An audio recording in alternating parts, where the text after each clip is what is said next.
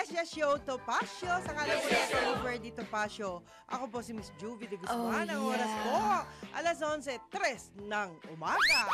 At alam naman po natin, ngayon po ay 21 ng, sabi nga po, 21 ng Agosto. At ngayon po ay merong event yan. Ito po ay bilang ala-ala sa pagpanaw po ng dating Senador Benigno Aquino. Yan. At ito po ay, alam nyo, meron tayong mga ala-alang hindi malilimutan sa pagkakataong ito. Yan yung ala-ala na yan ay, sabi nga po ng iba ay talagang siya po ay umuwi ng Pilipinas. Yan sa natatandaan ko mga kaibigan ha. Umuwi po siya ng Pilipinas. Sabi nga po, umuwi po siya sa Pilipinas para po magsabi ng kanyang dahilan na talagang kailangan mamatay man ang isang taong tulad niya ay sa bansang Pilipinas. Yan po. At syempre, ang programang po ito ay sangalan po ni Attorney Ferdy Topacio. Sabi nga gwapo na. Ayan. At malakas ba ang sex appeal? Syempre, alam nyo, medyo pagtiisan nyo ko. Ako muna yung mga kasama ninyo mga kaibigan dahil alam nyo ho, pinagpala po akong maituturing dahil ngayong araw na to ay marami po tayong kaibigan na nandiyan dyan. Yan. Siyempre, mamaya po at tabayanan natin na ating special guest na dati pong sabi nga po ito po isa sa mga tumulong para sa peace and order ng sandatahang lakas ng Pilipinas. Yan. Oh, yeah. O, diba? Gwapo na, di ba? Magaling pang kumanta, yan. Papa. Ayan. Well, anyway, alam nyo, natutuwa tayo dahil kahit papano, medyo malungkot nga lang yung ambience kasi nga ho, kaunti lang kami dito. Ayan, kaunti lang kami pero kahit pa paano, ang sisipag ng mga kasama natin dito dahil sila po ay talaga namang naghanda para ho sa impormasyon sa inyong lahat. At of course, ang alam po ni Danny. Hi Danny, salamat sa iyo. Malabo pang isuko mga kaibigan ng Department of Justice ang kustodya kay Kingdom of Jesus Christ founder na si Pastor Apollo Quiboloy sa Amerika. Sabi nga po, sa kabila ng ipinadalang extradition request nito sa Pilipinas. At nilinaw ng Department of Foreign Affairs na wala silang natanggap na extradition request para dalhin at ipiit si Quiboloy bunsod ng mga kinakaharap na kaso nito sa Estados Unidos. At ayon pa rin kay Foreign Affairs Secretary Teresa Lazaro, sa Department of Justice, ipinadala ang mga dokumento sa halip na sa DFA. At ipinaliwanag ng DFA at DOJ na may kinakaharap pang mga kaso si Quiboloy sa Pilipinas. Bukod sa mga kaso ng religious leader ng bansa, kinasuhan din si Quiboloy sa US District Court sa California dahil sa sex trafficking by force, fraud and coercion, sex trafficking of children, conspiracy and bulk cash smuggling at may inisyu laban sa kanya na arrest warrant. Yan po yung update natin ngayon para dun sa mga nagtatanong, no? At syempre, alam niyo mga kaibigan, talagang ang daming problema ng bansa, di ba? Mula nung nagising ako kanina hanggang ngayon, talagang puro problema. Alam niyo, hindi po pwedeng baliwala ho yung mga problema kinakaharap po na ating bansa. At salamat naman po dun sa mga news reporter natin kanina.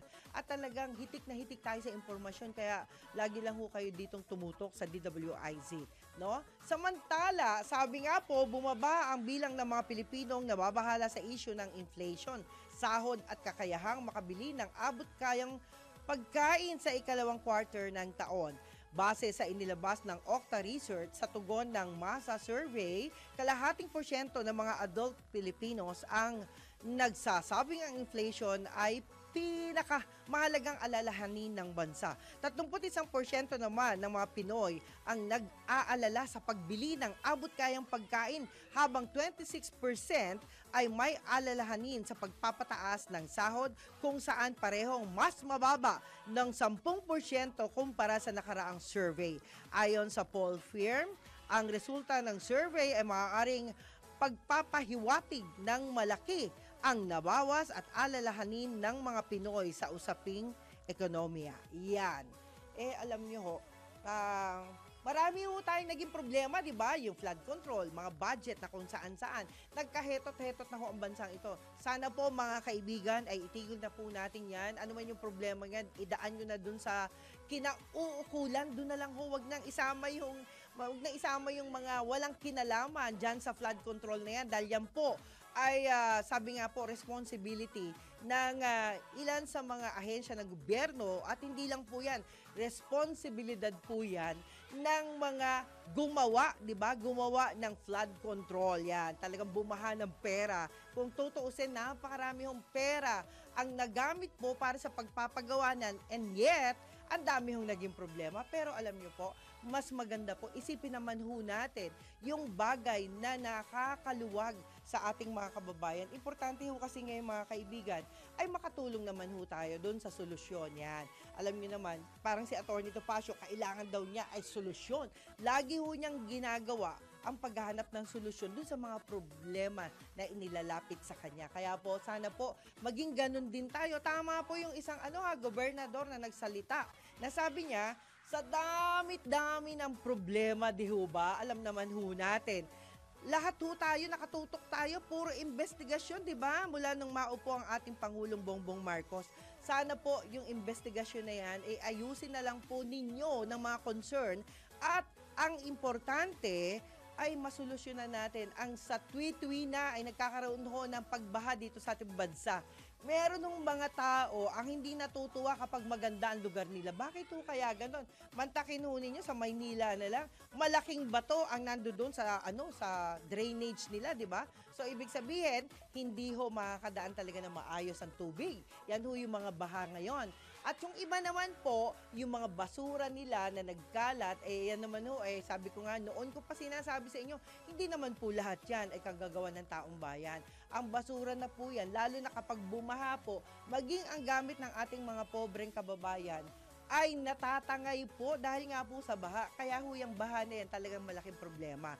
Siguro it's about time na tayo hong mga Pilipino, yan, sa ngalan po ng ating ipinagdiriwang ngayong araw na ito, ang sabi nga po ang pagyao ni dating Senador Benigno Aquino, sana po maalala rin na ho natin yung mga maganda at yung mga pangit naman, kalimutan na ho siguro natin yan hanggat maaari, no? Ilayo natin sa kaisipan natin dahil alam niyo ho ba, sabi ho ng mga eksperto sa akin, kapag daw ho tayo ay laging nag-iisip na negatibo, ay baka ho tayo po ay ma-stress, magkasakit, at mauna pa ho tayo doon sa mga taong may responsibility, doon sa pagkawala ng pera, sa mga taong wala na hong ginawa kundi kumabig ng kumabig, di ba? Marami yung taong ganyan na wala hong kasiyahan sa pagkakaroon ng maraming pera at sila po ay tuwang-tuwa na ang ibang tao naman po ay nagugutom. Kaya bago mangyari sa atin yan,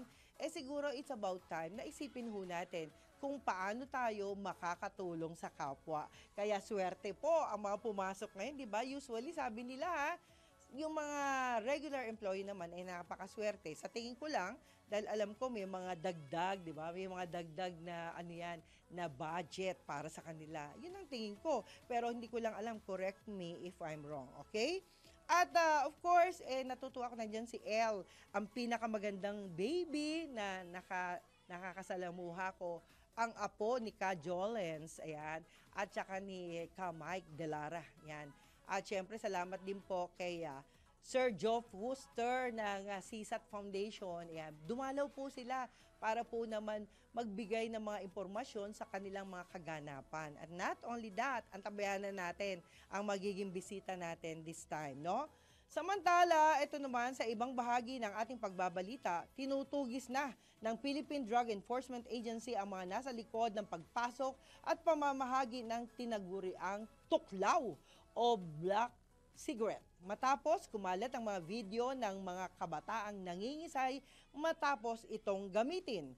Batay sa pagsusuri ng PDEA at Dangerous Drugs Board, naglalaman ang sigarilyong ito ng dahon ng tabako na may 9% nicotine, mas mataas kaysa karaniwang sigarilyo at synthetic cannabinoid na sabi nga po ay kabilang na sa listahan ng dangerous drugs simula noong 2023. Cannabinoid. Parang sounds like, ano, cannabis, no? Cannabinoid. May ganon, di ba?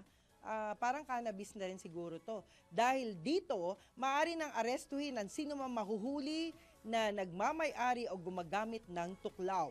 Kasalukuyan ng nagsasagawa ng operasyon ang PDEA, katuwang ang National Bureau of Investigation at Philippine National Police para matukoy ang pinagmumulan at daluyan ng naturang produkto. At syempre, binabantayan na rin ng mga otoridad ang online na bentahan ng tuklaw na mas mura kumpara sa ibang ipinagbabawal na droga, kaya't mabilis itong nakakaakit sa mga estudyante at kabataan. Nako guys, kita nyo ha, ang mga estudyante po natin ngayon ay nahaharap sa kaguluhan.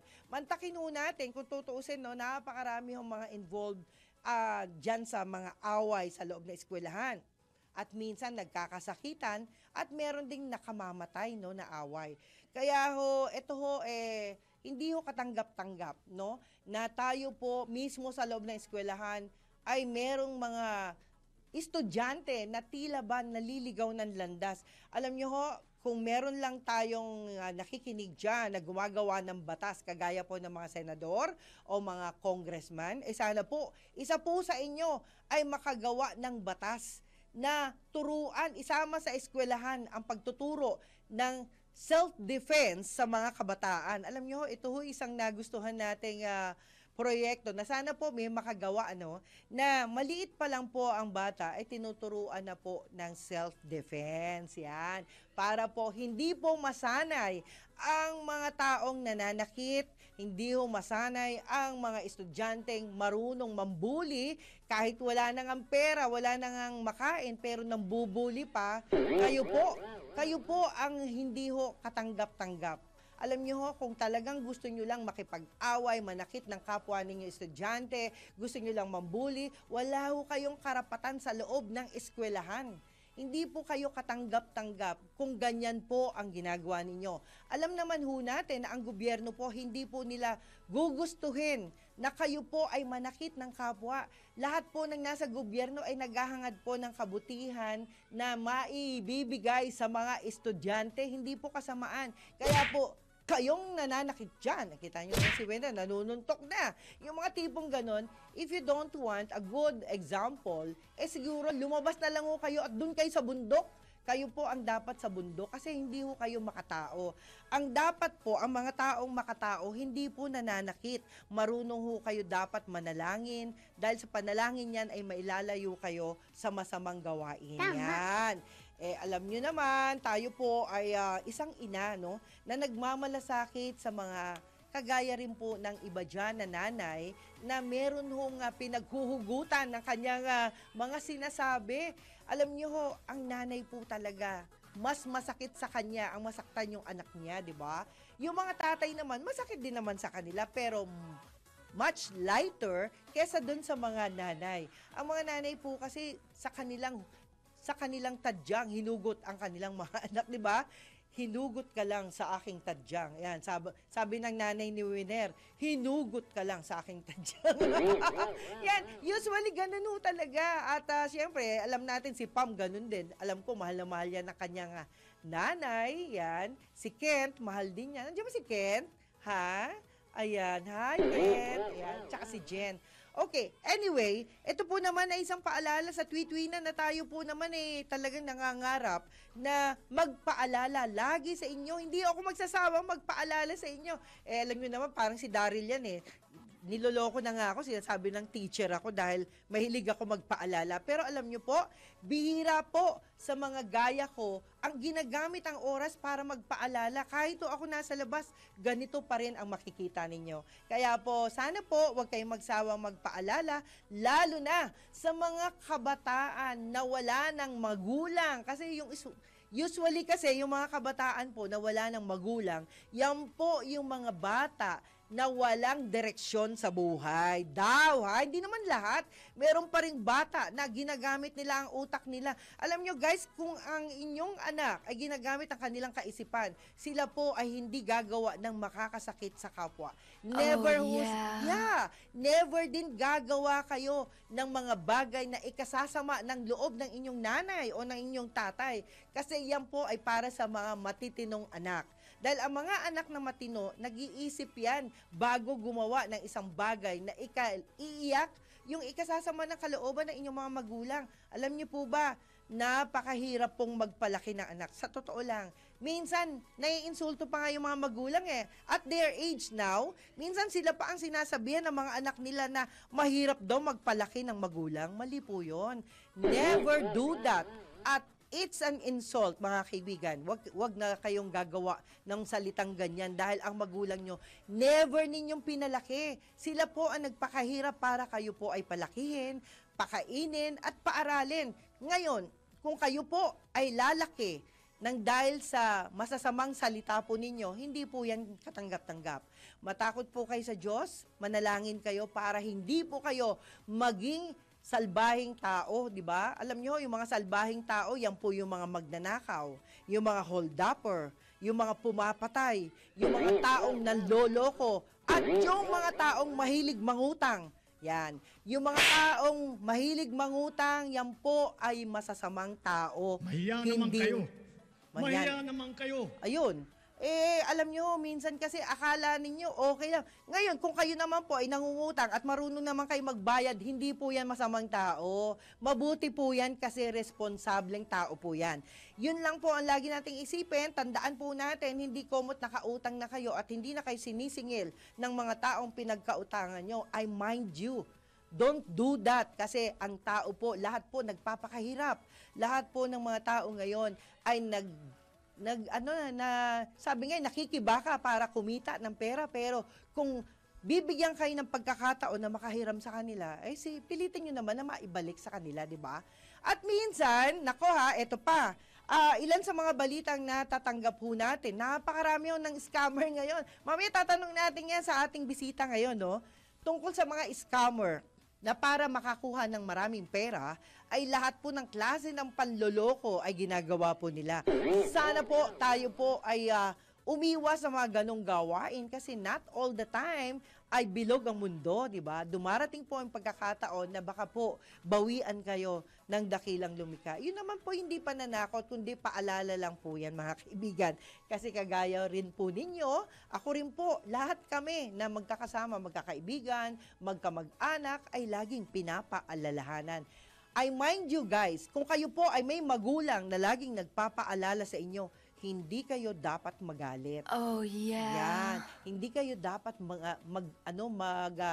tanim ng sama ng kalooban. Mali po yun kasi alam nyo po, bihira na po sa mga magulang ang humaharap sa mga anak na hindi nagagalit. Ngayon nga po, lahat po halos na nakikita ko yung mga anak pag nangatwiran, parang sing edad lang nila yung nanay nila o tatay nila.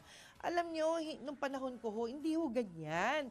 Kaya po, sana lang, wish ko lang na magbago po ang inyong intensyon, magbago po ang inyong attitude, dahil napaka-importante po na tayo po ay merong pinaglalaanan sa ating buhay. Hindi po yung buhay natin, sinasayang natin, mamili po tayo ng tamang kaibigan, dahil alam nyo po, hindi po lahat na nakangiti sa inyo ay okay. Tandaan po natin, marami ho tao na dapat pong piliin natin at mamili po tayo ng tamang kaibigan dahil bihira po tayong makakatagpo ng magandang kinabukasan. Ayan. My God, I hate drugs. Ayun, sabi.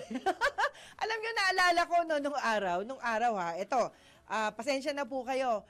Noon sa lugar namin, talagang nakakatuwa lugar namin is open for noise.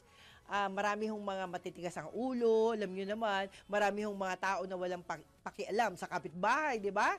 Mahilig mag-video okay. Alam nilang oras ng pagtulog. Dapat ang video okay po hanggang alas 10 lang ng gabi. Lasing ka ba? Ano? Lasing ka ba? Ikaw, winner, ha? Hindi naman. Ang point ko lang kasi, ganito, Sana po, kung nagbibideo, okay man kayo. Walang problema yan. Pero hanggang alas 10 lang. Huwag niyong sasagarin hanggang umaga. Tama. Ay, alam niyo, sa lugar namin, nakakaloka nga eh. Ay, kaya lang, medyo naghihinay-hinay pa ako at pinag-aaralan ko yung mga tao hong matitigas ang ulo. Ngayon, napag-alaman ko, yung iba ho pala sa kanila, may mga grupo, alam niyo yung mga grupo na NGO, non-government organization. Sila po ay isa sa grupo na yan, no? Ang akin lang, kung kayo po ay merong mga pinagdadaanang hindi tama dahil kayo po ay nagkakanta, kahit alam nyo ng oras na ng pagtulog at kinabukasan ay meron pang gawain ng iba sa ating kapitbahay, siguro titigil na ho kayo. Kayo na ho mismo ang magliligpit ng inyong mga gamit para kayo'y magsiuwi na. Nagagalit ka na naman. Ha? Nagagalit ka na naman. Oo, hindi. Ang sa atin lang naman po, gusto lang po natin sana ay mapaalalahanan yung mga tao saan mang dako ng Pilipinas kayo naroon. Hindi ibig ho sabihin yon na kayo po'y mag-enjoy, want to sawa anytime you like. Mali po yon. Dapat po kasi tayo po ay nagkakaroon ng disiplina rin sa sarili natin. Alam niyo ba, marami hong mga batang nanonood ngayon. Hi! Yung mga nanonood sa atin, alam niyo, sila mismo nagsasabi, ginagaya daw nila yung mga matatanda sa kanila.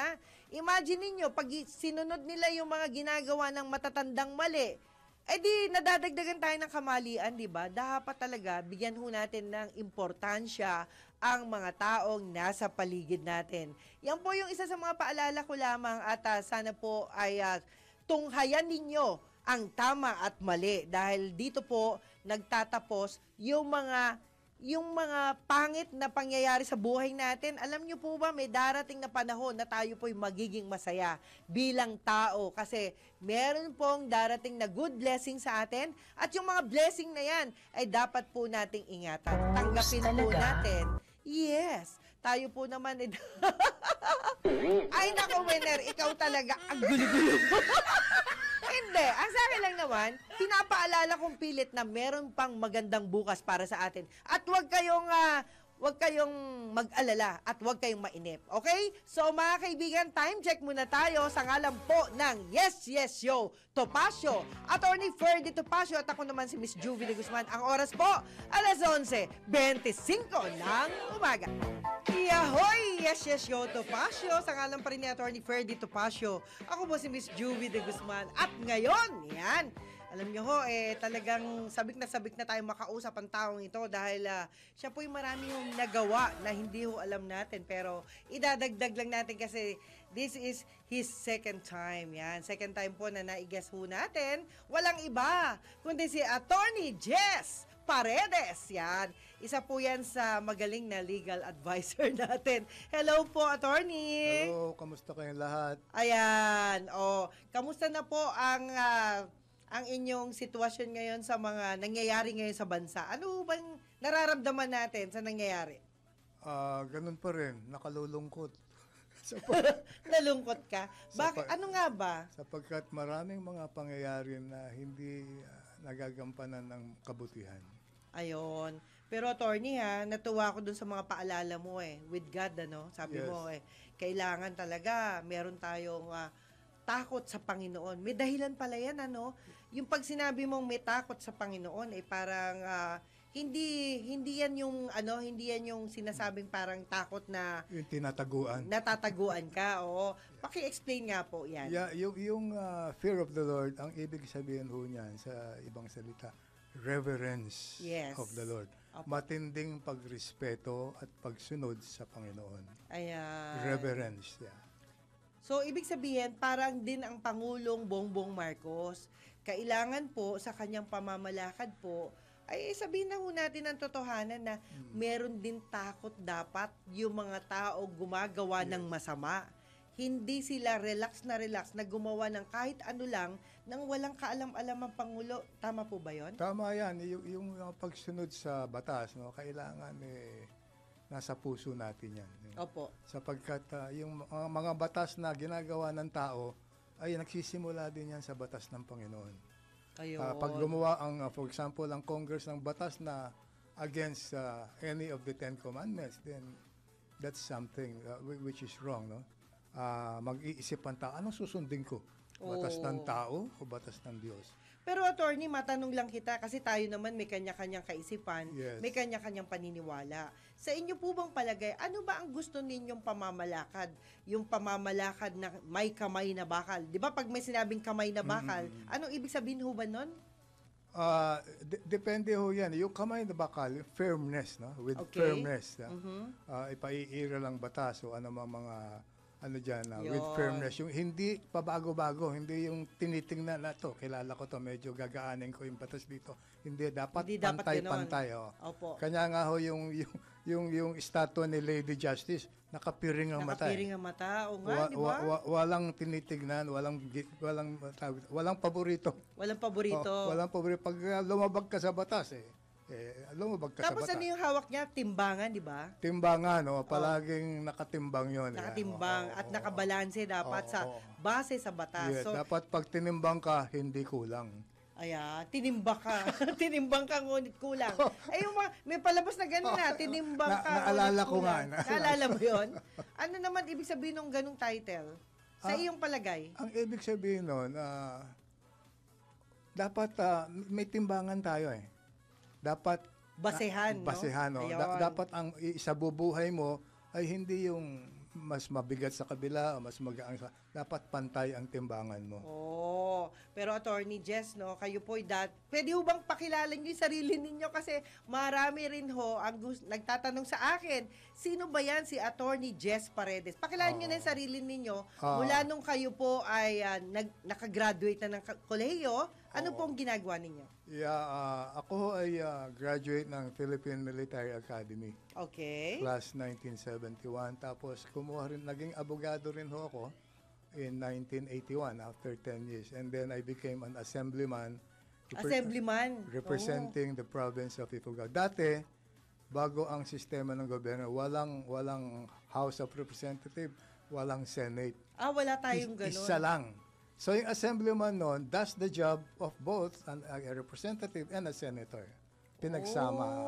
So mas malawak yung kapangyarihan. Mas malawak at mas maraming ginagawa. Mas maraming trabaho. Ayun. Ano ba? Parang mas maganda yung ganun, ano? Mas simple, mas mura sa gobyerno kasi wala nang Senate, wala nang House of Representatives, isa na lang yan, pinag-isa. Opo. Pero ngayon medyo masakit yung naririnig natin na sasabihin senador magnanakaw, congressman magnanakaw. Para ang pangit, hindi dapat natin ginaganon ang ating mga nasa gobyerno, di ba? Pangit man, pero kung totoo, dapat yung pa rin sabihin natin.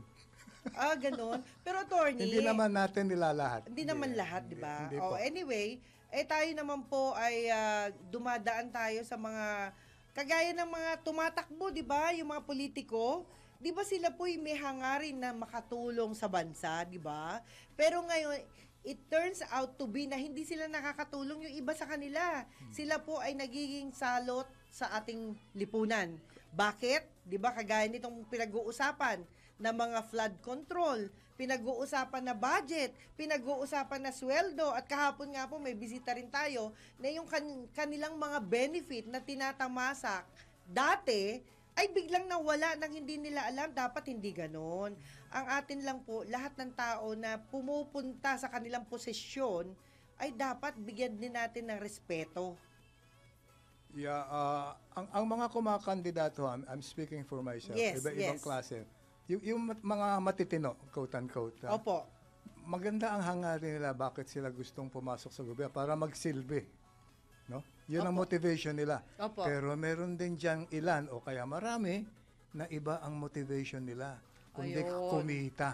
Kumita lang. kumita ng kwarta. Mali po yun. Kanya sila, gagastos ng napakalaki during the campaign para lang manalo. Kasi kayang-kaya nilang bawiin yun in graft and corruption in that 3-year term nila as congressman or senator or whatever. Opo. Malungkot yun, attorney, kasi ang Napakalungkot isang... po. ikaw tumakbo ka rin dati, di ba? Oo. Hindi ka lumakad, tumakbo. Kumandidato is Kumandidato. the better term. Anyway, pag-usapan natin yung mamaya, pero attorney babalikan ko lang pasasalamatan ko lang yung mga naka-live ngayon. Babatiin ko lang po kayo. Bagamat marami po ito, Pero salamat po sa mga magagandang comment ninyo. Ayan. Salamat po. Alam nyo, pinagpahala ako na ngayon lang ako makapagbasa nito dahil kadalasan po si Atty. Topacio po ang nagpapasalamat sa kanila. Ma'am Lloyda Dabuet, hi! Salamat po sa mga comment ninyo. Sabi naman ni Emcel, dapat naaakay natin sila na magkaroon ng takot sa Diyos para hindi sila nakagagawa ng di maganda. Tama yan. Very good yan. Of course, sabi naman uli, mahilig mangutang, tas di nagbabayad. Oo, kanina nabanggit ko yun Maraming mga tao na naghihingi ng tulong sa kapwa, emergency, and so on, pero yung responsibilidad nila na ibalik nila yung mga hiniram nila, kahit na gamit, di ba minsan may mga taong ganun, yung gamit na alimbawa, suot, mga damit, di ba? Damit, whatever, marami yan Pero kapag hiram, ang hiram po, ibinabalik. Yan. Lagi mo natin tatandaan, iba ho yung bigay, iba po ang hiram. Tama ba? Yan. Ganyan ho dapat ang ating motivation. Maganda topic para makilala natin strategy ng mga scammer. Oy, opo, ayan. Lloyda Dabuet uli, bakit nga ba ang daming manloloko ngayon? Kasi nga po, wala silang mapagkaperahan kasi naubos sa flood control. Yun po yung nangyari, di ba? Yung mga supposedly ay ginamit sa mga materyales o supposedly ay gagamitin doon sa paggawa ng magandang flood control ay napunta po sa komisyon ng mga taong mahilig sa komisyon. Yan. Tama ba yon, attorney? Maraming commissioner. Commissioner, they are everywhere. Yeah. Ayan. Yan ang masakit na katotohanan. Kasi may mga tao, yung iba, hindi naman lahat, alam naman natin kung sino kayo, kahit kayong nandiyan dyan. Alam natin kung sino yung mga taong mahilig sa komisyon, SOP nga. Alam nyo, bilib ako kay Mayor Vico Soto. Kasi, binuking niya yung mga SOP na noon pa pala nangyayari na ito, di ba? Pero yung SOP na yan, guys, ay naku, nakakatakot yan. Kasi tila mas malaki pa kesa dun sa gagamitin ng mga gumagawa ng konstruksyon o infrastructure. Tama? Tama. Yung SOP, the other name is bribery. Bribery. Alam nyo ewan ko ba. Kasi, sa totoo lang po, bawal na bawal yung mga ganyang sistema. Pero, ayan, sa lakas ng loob ni Mayor Vico Soto, talagang sinabi niya, grabe talaga, mas malaki pa yung yung komisyon kesa doon sa gagamiting pondo para mapaganda ang produksyon. Okay, at pagbati na pinapabot natin kay Marilu Doloho. Good morning, Ma'am Jube. Attorney Ferdy, happy watching from Dubai. Hi! Ayan, mamaya po, babatiin ko uli kayo yung mga hindi natin nabati. Okay, mga kaibigan, pansamantala, time check muna tayo sa ngalan po ni Attorney Ferdy Topacio. Ayan, pogi na, malakas pa ang sex appeal, at syempre, di ba? Maraming humahanga sa kanya. Ang oras po, mga kaibigan, sa ngalan ni Attorney Ferdy Topacio, alas 11:45 ng umaga. Yahoy! Yes, yo, Topacio. Sa ngalan pa rin ni Attorney Ferdy Topacio. Ako po si Miss Juvie de Guzman. Alam nyo natutuwa ako sa mga feedback po ng iba nating mga kababayan. Salamat po. Kasi, alam mo, Attorney, balik tayo, Attorney Jess Paredes. Ayan. Teka muna, may nagtatanong dito, kamag-anak niyo raw ba yung Jim Paredes? Kamag-anak. Kamag-anak? Yeah. Okay. Pero hindi naman kayo mahilig sa mga sa mga controversial. Kamag-anak, period. Period. Okay. Pero attorney Attorney Jess, kayo po ba'y mahilig rin kumanta? Meron ding kaalaman. May kaalaman, ayan. Pero attorney, kasi nakaka-stress daw ang mga usapang politika. Ayan. Nakaka-stress daw ang usapang flood control. Nakaka-stress daw. Alam nyo, marami talagang naiirita na no? Dahil alam natin na ang pera daw ay ninanakaw din ng mga kung sino yung ibang nakaupo. Yan. Hindi mo natin nilalahat, no? Yung ibang nakaupo na walang hangganan ang kanilang pagbubulsa, no? Pagbubulsa in the sense na marami tayong mga kababayan ang mas nangangailangan ng budget, ng pera, pero bakit itong mga iba na mayayaman na pero wala pa ring hangganan ang kanilang pangungupit. Tama ba yung pangungupit, attorney? Marami kasi sa kanila, hindi ko nila lahat, pero Opo. marami sa kanila Okay. na kumandidato lamang para magkapwesto, para kumita. Kumandidato lang para kumita. Para kumita. Ginagawa na lang pamamaraan yung kumakandidato. Opo. Nagka-campaign, maraming sinasabing kabutihang programa, pero pag nakaupo na, yung paano sila Babawi. kakamkam ng mas marami pang salapi. Kaya pala yung iba dyan, yung mga matitinong kandidato, ay, nako Juvie, hindi na ako kakandidato. Yes, Sabi ko yes. naman sa kanila, bakit po? Di ba maraming pera sa gobyerno? Yun ang joke ko sa kanya. Kaya nga ayoko kasi pag ako gumastos at kung magkano na gastos ko, hindi maiiwasang gamitin ko ang pera o pondo ng opisina ko para makabawi. Yung pala yung sinasabi niya. Kayo rin ba ganun ang tingin niyo, Yan ang attorney? mahirap pag sinabing joke lang, Opo. they take it lightly. So, parang baliwala, okay lang to, ginagawa ng Ah, lahat, di ba? It's a ganon? joke. So, maglukuhan tayo. I will campaign so hard, so you'll vote for me, pero at the back of my mind. Ganon? Pagkikitaan ko yan, negosyo ko lang yan. Parang, scratch my back and Yeah. I will scratch yours. Yeah. So ganun talaga na. Talaga palang ano yan. That's the hard truth. Yeah. Pero meron akong narinig naman, ang sabi nila, mas mabuti pa daw noon yung matandang Marcos kasi nag-iisa lang siyang kurap. Noon daw Pero ngayon daw, mas marami na sila at mahirap nang patigilin. Ganun ba yun, Mas attorney? mahirap din sabihin nag-iisa siya, no? Mas mahirap yung nag-iisa. Hindi, yung sinasabing Hindi nag-iisa totoo yun. Marami. Marami nung time na yon marami din rin. noon, marami din ngayon. Mukhang the same all the time. Pero sabi mo, attorney, kanina, walang senador, walang congressman. So, ibig sabihin, nabawasan yung mga dapat supposedly tatanggap na sweldo, di ba? Nabawasan yung gastos ng gobyerno. Opo. Pero yung mga nakaupo dyan na nasa gobyerno pa rin, That time? nakakakamkam pa rin sila ng ano. Ganun po salapi. ba? Oo. Yeah. So, wala rin palang pagbabago mula noon hanggang ngayon. Depende talaga Is that- yan sa naupo eh. At and then you go back down. Opo. Depende sa pumipili, humahalal sa mga nakakaupo. Ayan, bigyan mo nga ng paalala yung mga kababayan natin. Yan, nasabi mo na rin lang yan, attorney. Napakahalaga ho Dapat, paano bumoto? Napakahalaga ho yung halalan. Diyan ho nagsisimula eh. Okay? Kasi ang halalan, diyan ho namimili ang taong bayan ng mga representante nila Opo. sa gobyerno. Kasi hindi pwedeng tayong lahat ang nasa gobyerno eh. Hindi katulad ng araw, mga barangay-barangay pa lang, Opo. mas madali yun. Pero ngayon, we have to elect our representatives for these people to represent us. The interest of the people, not their personal interest, but the interest of the public. Pero mukhang nababaliktad. Hindi ko nila lahat, pero maraming nababaliktad. Yung interest na lang nila ang umiiral. Pero, Nakalimutan na yung public service. Pero attorney, nakakatakot nga po yung pangako nila napapako. Correct. Kaya dapat, ako naman, in my own opinion, no, mga kaibigan, alam nyo ho, kung kayo po ay boboto sa tao, dapat bantayan po natin yung boto natin. Halimbawa po, bumoto po tayo ng presidente. Ano po yung ipinangako niya at ano po yung nagawa niya o ginagawa. Bumoto tayo ng Vice President, ganun din ang gawin natin. Ng Senador, di ba, attorney, dapat ganun? Ano po sa tingin nyo? Yeah, pero ako may mas malalim pa eh. Ano po? Ginagawa ng mga botante yan kasi kulang sa kaalaman. Hindi nila nare-realize ano ba yung right of suffrage.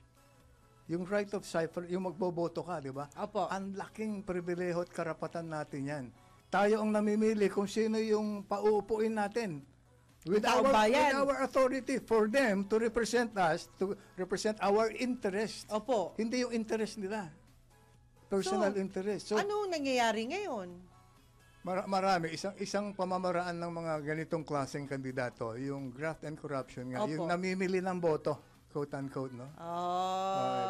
Yung iba, inaano pa nila, binibigyan ng vacation, no? Kung saan-saan itatago, kakausapin, bibigyan ng pera, and so on. Maraming pamamaraan ho yan, no? Ng pagbenta ng boto. Yes, pangbili. Pambili. Oo. So Okay. yan, markado na yan. So they will expect later on during the election na this number of people should vote for me Ayun. because I have bought them already. Ayan. Nako, mukhang nagagalit si Attorney Jess Paredes dun sa nangyayari ngayon. Oo, talaga ho, galit ako dyan. Hindi mo oh. siya natutuwa. Okay, guys, gusto ko lang pong pasalamatan pati si Josephine Salvador ng Rosario Medical Center ng Guagua, Pampanga.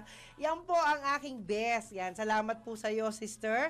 At hindi lang po yan. Hello din kay Veronica Estrada Lim ng Benjamin Construction. Ayan, thank you for inviting me also to host, no, to sing for your show. Yan. Meron siyang upcoming invitation na by next, di ba? Next month pa yon, pero may invitation siya. And hoping, umaasa si Miss Veronica Estrada Lim na maimbitahan si Attorney Ferdy Topacio to sing. Oh, wow. To sing with them, yan, at the Rotary Club, right? No? So, Attorney Topacio, hi! Idol, partner, hinahanap po kayo ni Veronica Estrada Lim, Attorney Topacio, alam mo naman, yung mga kaibigan natin, ang dami na nag-i-invite sa'yo and yet, wala ka pang napupuntahan. Yan. Sana po ay mapagbigyan natin si Veronica Estrada Lim and sooner, the Rosario Medical Center, we might go there, sana po, mapagbigyan po ninyo dahil pagbalik po ninyo from somewhere, ito pong mga grupo na to ay umaasang makadaupang palad kayo. Alam mo naman, attorney, talagang dumadami, no? Dumadami ang mga naghahanap yan. Minsan, si Attorney Topacio yung kailangan, pag nakita nila ako, Juvie, tuwan-tuwa sila. Nakakatuwa, no? Lalo na kanina, no? Hindi ko alam na yung mga katabi kong table, yung mga kumakain din, grabe, nanonood pala. Kaya pasensya na kayo mga kanina. Salamat po. Thank you for watching. Yes, yes. Yo, Topacio. Ayan. Salamat po sa inyo, ha. At alam mo, attorney, medyo blessed ako kasi nandyan ka. You are saying the right word, I think, no? Ang legal ba sa politics ay iba po sa criminal, yung mga ano, kasi iba yung term, di ba? Oo. But, ano bang mas madaling isolve? Yung politics o yung criminal problem? Parang magkatuwang ho yan eh. Magkatuwang. Magkatuwang. Yeah. Ayan.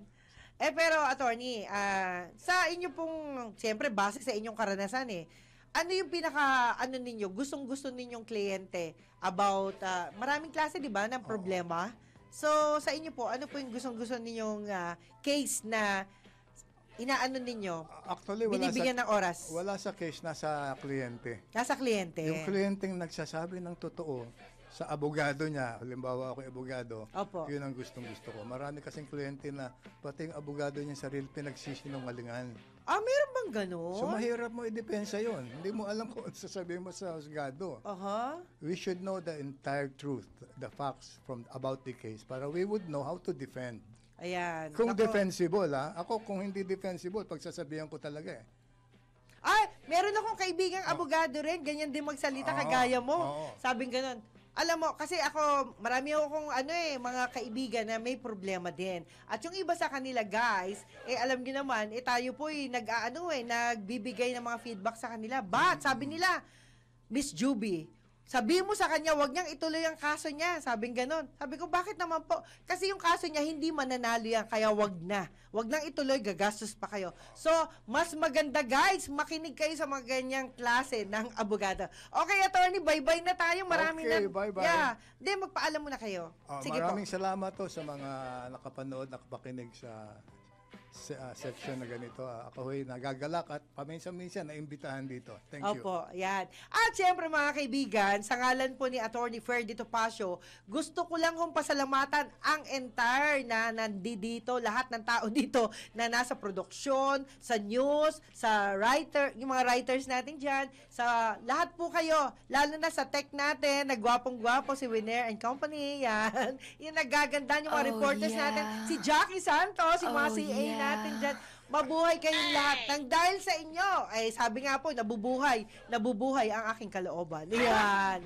At syempre, antabayan na natin ang next program. Walang iba kundi ang Balitang Bayan with Boss Drew Nasino. Ayan. At syempre, attorney, huwag kang madadala ha.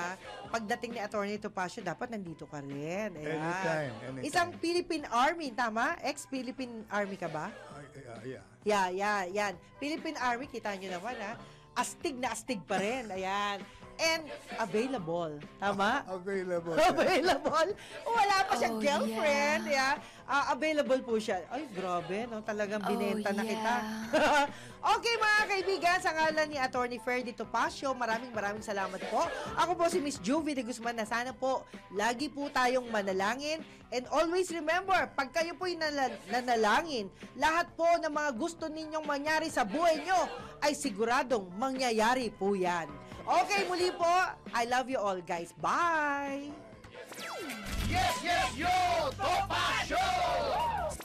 Si Mr. Yes Yes Yo, Attorney Ferdy Topacio.